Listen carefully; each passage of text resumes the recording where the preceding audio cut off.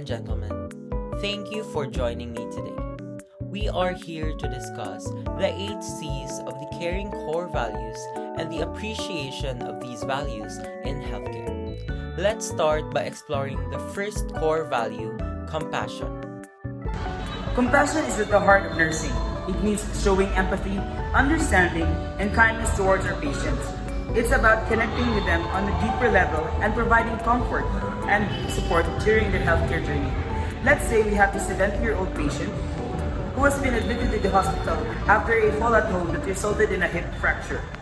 She is in pain, feeling anxious, and uncertain about the upcoming surgery. As her nurse, you don't only attend to her physical needs, but also her holistic needs during and after her confinement. Post-surgery, you follow up regularly, providing continued emotional support. And in this holistic application of compassion, you not only attend to the patient's physical needs, but also address her emotional well-being throughout the healthcare journey. Absolutely. Compassion plays a vital role in patient care. Now, moving on, how does competence contribute to delivering effective care? Competence is essential for nurses and doctors. It encompasses possessing the knowledge, skills, and expertise required to provide quality healthcare. Being competent allows us to diagnose correctly, recommend appropriate treatments, and ensure patient safety. One example of when competence is embodied is inside the intensive care unit, wherein you, as an assigned nurse, is faced with the sudden deterioration of your patient. Upon observing concerning changes in the patient's vital signs and responsiveness, you promptly initiate a thorough assessment. Recognizing the urgency of the situation, you also prioritize interventions based on the severity of the patient's symptoms, based on your clinical knowledge and experience, which completely identify the most critical issues that ensure timely and effective care. Hence, through competence, you can swiftly and thoroughly assess the situation in order to save his or her life. Thank you for that beautiful answer.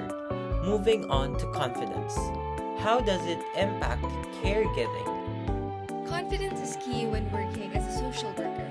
It is about having trust in our abilities to support and advocate for our patients.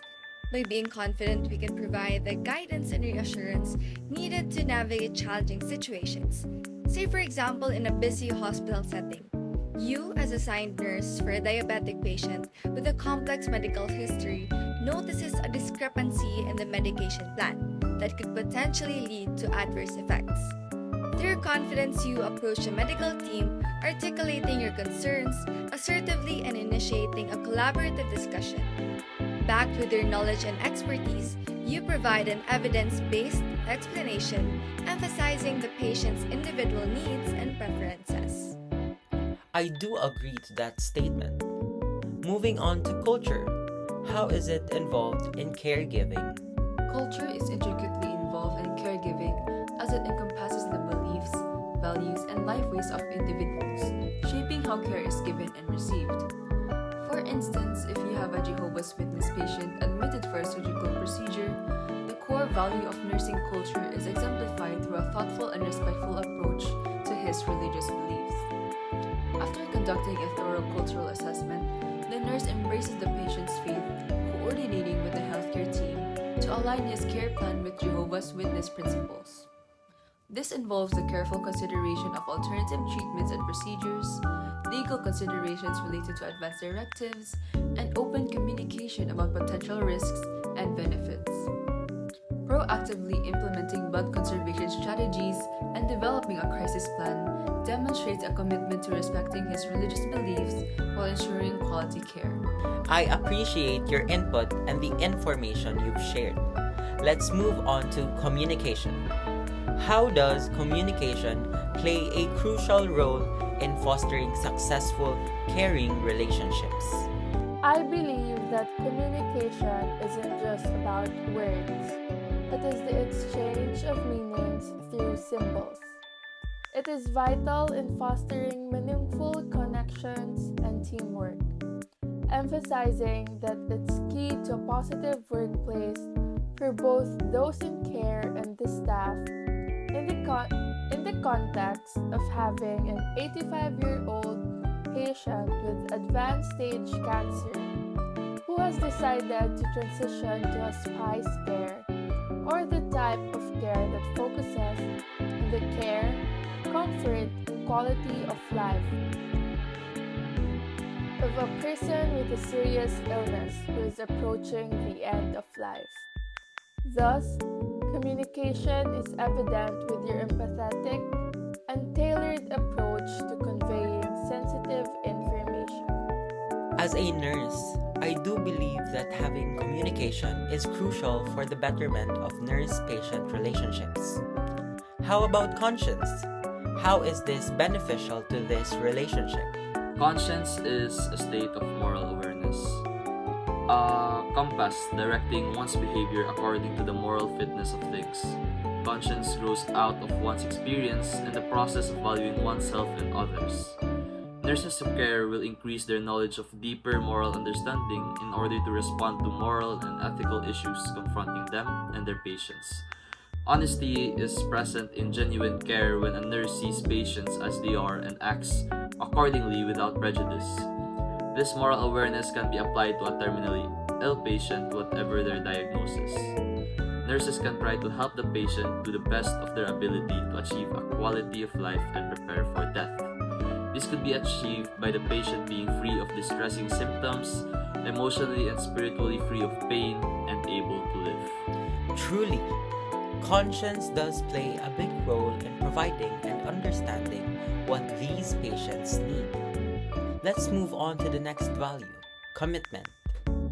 Now let's discuss conscience. One way to show appreciation for conscience is by recognizing nurses who consistently demonstrate integrity and ethical decision making. We can have a quarterly Ethics Champion Award to acknowledge those who go above and beyond in acting ethically in their practice. I'd have to agree with your opinion in regards to commitment. Let us now move on to courage. Courage is going to be unknown. Courage makes hope possible. It encourages the patient to try out or continue treatment. A nurse with a positive attitude is able to help patients by encouraging them in their personal development and decision making in one's life journey. Courage is also trying to be there at all the times for their patients. Whatever their decision as how they want to live their lives. When patients confront the nurse about their illness, the nurse is often faced with a moral dilemma. So it takes courage to tell the truth about their illness or prognosis. Without courage and insight from past experiences, nurses may not be able to provide support and fulfill the needs of the patients. Now, let's discuss how we can show appreciation for the 8C's core values of nursing. First, let's start with compassion. One way we can express appreciation for compassion is by acknowledging and praising colleagues who consistently demonstrate empathy and kindness towards patients. Absolutely. We can create an appreciation board where we can write down instances of compassionate care provided by our co-workers. This allows us to publicly recognize and appreciate their efforts, boosting morale and reinforcing the importance of compassion.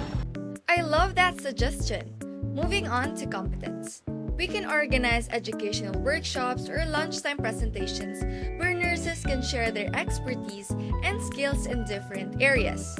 Recognizing and appreciating the knowledge and competence of our colleagues encourages a culture of continuous learning and professional growth. That's a great idea, Cheryl. Additionally, we can establish a mentorship program where experienced nurses can guide and support newer colleagues, creating an environment that values competence and fosters collaboration. Let's not forget about confidence. Confidence in nursing is crucial, especially when advocating for patients and making critical decisions. We can hold regular team building activities to boost confidence and create opportunities for nurses to share their experiences, and gain peer support. Absolutely. We can also establish a confidence wall where nurses can write down instances where they displayed confidence in challenging situations. This visual display will serve as a reminder and source of inspiration for everyone. Commitment is a complex, effective response characterized by a convergence between one's desire and one's obligation, and by a deliberate choice to act in accordance with them. What any person commits themselves to is usually equivalent to what they prefer to do. Commitment is like a task or a choice, which one does and values and not seen as a burden. Commitment can be seen as a duty or obligation to provide care as an ethics. An example is a nurse who chooses to work in a hospice where he or she gets satisfaction from nursing and caring for terminally ill and dying patients. Nurses can take time to explain things to the patient and the family when providing care and to be able to be available when they are needed. Absolutely. Moving on to commitment. We can organize monthly team building activities or outings to celebrate the dedication and commitment of our nursing staff. It is important to create a positive and supportive work environment that fosters commitment to excel in patient care. I agree, Althea.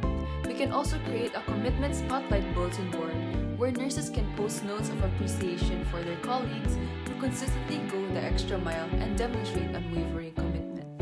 Let's not forget about courage. Appreciating and acknowledging courage can be done by sharing success stories or testimonials of nurses who have shown bravery in challenging situations. This can be shared through newsletters or internal communications highlighting their courageous acts. Absolutely, Sedge. Lastly, for culture, we can organize cultural diversity events where nurses can showcase their unique cultural backgrounds and traditions, creating an inclusive and diverse environment that promotes appreciation for different cultures and broadens our horizons. That's a fantastic suggestion, Raf. It promotes understanding and a deep appreciation for cultural diversity within our nursing team. These events can include food tastings, traditional and clothing display, or cultural presentations. We just witnessed a conversation among nursing students who explored various ways to show appreciation for the 8C's core values of nursing. Their ideas included creating appreciation boards, organizing recognition awards, conducting educational workshops, establishing mentorship programs, and celebrating cultural diversity.